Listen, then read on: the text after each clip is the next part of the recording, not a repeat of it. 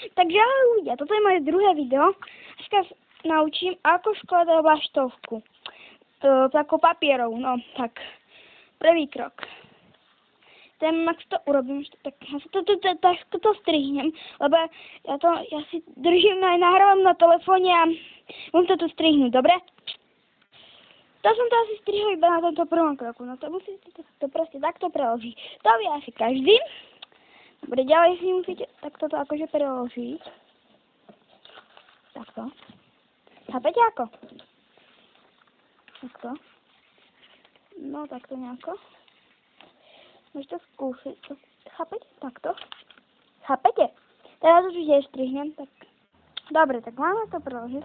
To som preložil takto, chápete? A vrátím to takto. No, dobre. Teraz proste takto. Chápete, jak normálna lietadielka? Tak mám to dobre, ale to budeme trošku nakrivo. To môžete urobiť doma asi lepšie.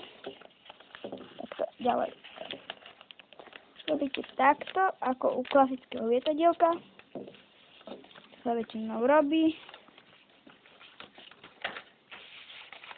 Ďalej to urobíte aj na druhej strane. To dúfam, budete vedieť, lebo ja som to robil. To isté som urobil na druhej strane a máte hotovú vlaštovku. Ako to bude slovensky, no nehovorí česky. Mám si môžete po prípade ešte takto ohníkryť hore. Takže ja si tu poprskám na monitor tohto oného mobilu. Ja to zaujímalo, neviem prečo by to mal. Tak ale proste vidíte to, máme vlaštovku postavenú. Môžeme ju ísť vyskúšať. Tak, napríklad. Vidíte? A dobre letela. Máme to skúsiť znova. Tak ja budete teraz vidieť, lebo ja toto... No teraz tu je moc svetla, a tu svieti slnko. Ale asi ste uvideli. Po prípade som mu teraz držal takto. A tak som to hodil, aha. Vidíte? Také ľahké.